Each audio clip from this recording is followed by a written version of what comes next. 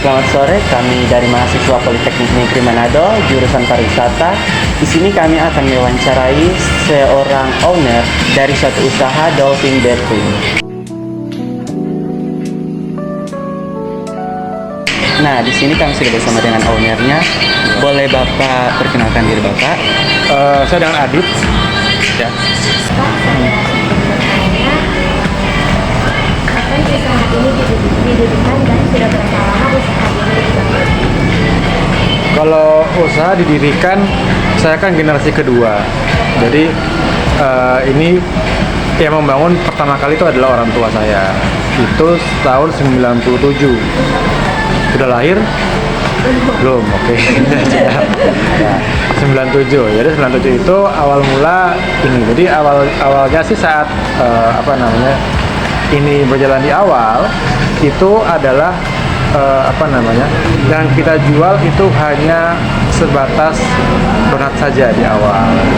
Setelah donat itu sudah cukup jalan dengan baik ya, karena kan kebetulan invasi dari penduduk Jawa masih belum terlalu banyak di sini ya. Jadi akhirnya di sini tuh orang-orang merasa butuh bakery juga yang lain-lain. Jadi sehingga kita coba inovasi yaitu dengan donat. Donat simpel-simpel aja kayak coklat, keju dan seterusnya ya. Setelah itu berjalan masuk ke dalam berbagai macam roti. Setelah berbagai macam roti kita juga masuk akhirnya sebagai cake juga ya. Nah, saat cake itu sudah cukup besar, kita merasa nama kita sudah bukan Dolphin Donat lagi, karena kan di sini bentuknya sudah bukan hanya donat saja. Jadi kita berinovasi namanya menjadi Dolphin Bakery. Gitu. Untuk nama dari Dolphin Bakery itu dapat ide dari mana? Kita lihat secara mungkin ide itu ya, namanya dolphin itu kan secara makhluk laut kan ya paling besar lah ya. Tapi ternyata belakangan ini baru tahu mereka jahat ternyata ya, bertindak ya. Dulu kan yang dibumikan itu adalah kalau dolphin kan itu merasa binatang pintar, cerdas, bisa mengerti manusia dengan baik, terus juga berkomunikasi juga dengan teman-teman juga bagus, berkelompok juga, dan mereka kompak. Nah, jadi tujuan dalam penamaan dolphin itu sebetulnya adalah kita ingin kita itu dikenal di masyarakat itu adalah sebagai namanya itu pengusaha dalam bidang bakery khususnya ya, kan? Pintar, smart itu dalam hal apa aja, entah dalam hal pemasaran, entah dalam hal mungkin inovasi bakery-nya. Nah, kita menonjolnya di sana. Jadi, tapi lambat laun berjalan ini kan akan tersegmentasi sendiri ya. Nah, itu yang makanya ini pintar mengakali harga, pintar ini ya. Luwes ternyata mereka kan pintar juga, smart juga. Jadi lebih ke arah itu sih yang kita pegang sampai sekarang.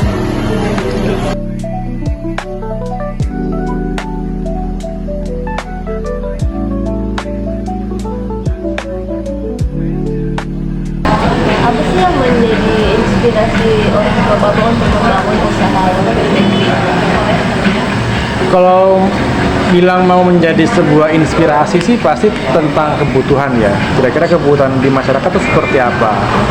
Kita bisa support apa ke masyarakat? Mereka maunya apa? Kan ada supply and demand ya. Nah, kalau permintaan tinggi terus kita tidak ada supply, ya kita kan bisa membantu untuk menjembatani itu.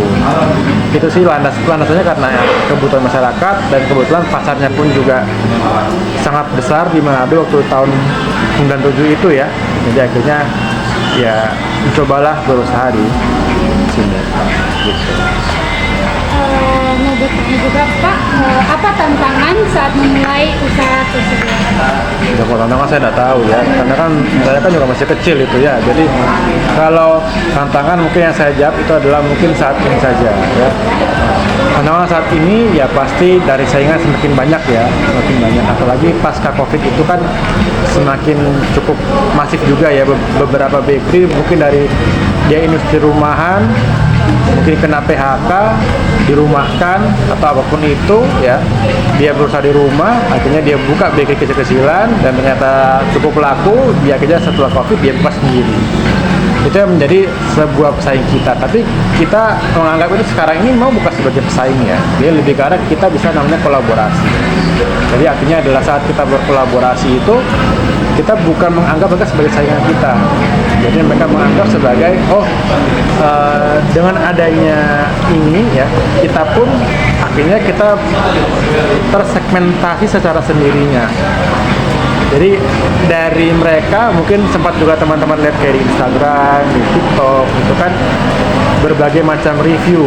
Ada review cake dari toko A, B, C, D. Orang ini suka mana, ini suka mana. Nah, akhirnya tersegmentasi secara sendiri. Kira-kira mana. Jadi secara kita bukan menganggap mereka secara saingan ya. Jadi kita menganggap mereka itu adalah hanya menambah saja warna cake, warna roti yang ada di Manado.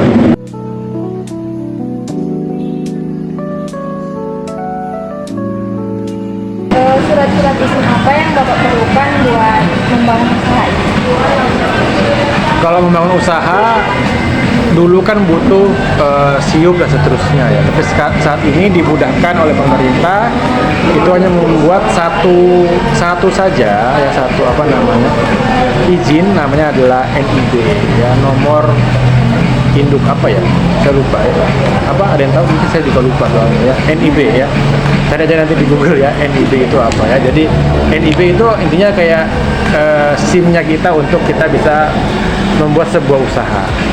Itu sih yang dibutuhkan itu. Cuma nanti memang kedepannya nanti akan ada namanya sertifikasi yang lain-lainnya juga. Yang kita lagi proses itu adalah memang di halal.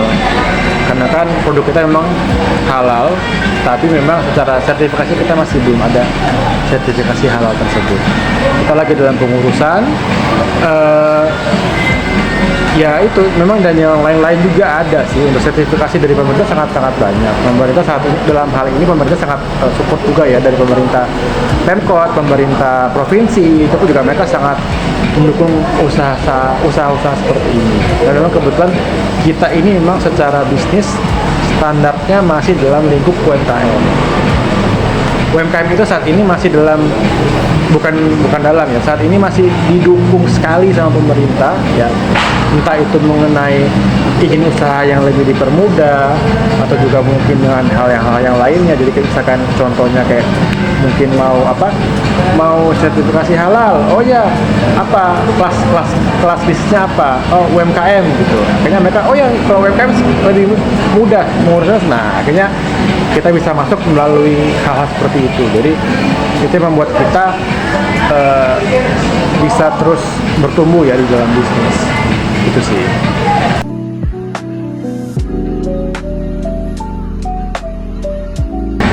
Itu saja pertanyaan dari kami. Terima kasih banyak ya Bapak. Ya.